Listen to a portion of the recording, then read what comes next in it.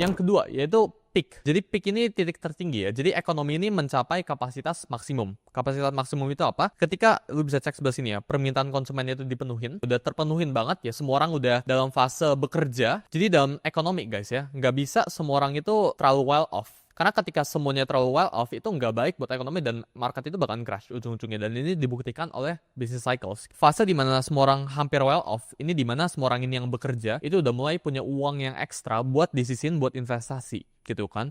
Apakah ini bagus? Secara objektif ini bagus banget. Cuma ini tuh di fase peaknya, dimana semua orang ini udah investasi, dimana ini fase-fase dimana kayak tahun-tahun yang gue bahkan kasih tunjuk ke kalian ya dengan data-data contoh-contohnya, dimana ini tuh fase-fase euphoric phase ya. Semua orang ngerasa kalau mereka itu bisa investasi itu udah pasti untung dan sebagainya. Fase peak ini itu di fase ekonomi yang overheating. Overheating itu maksudnya gimana? Itu growth-nya itu mulai melambat, semuanya itu udah terlalu bagus. Dan dalam ekonomi, dalam dunia ini, kita selalu mencari yang namanya itu stability. Jadi nggak bisa semuanya itu di atas terus, pasti ada waktu buat turun. There's nothing new under the sun ya kita ngomongnya. Jadi nggak bisa kan terus-terusan di atas, nggak bisa terus-terusan di bawah. Jadi fase peak, ya ini fase kedua dari business cycles, itu dimana semuanya itu udah expansion, bisnis itu udah ekspansi gila-gilaan, sampai ini udah nggak bisa expand, nggak bisa bergerak atau nggak bisa grow lebih lagi gitu ya.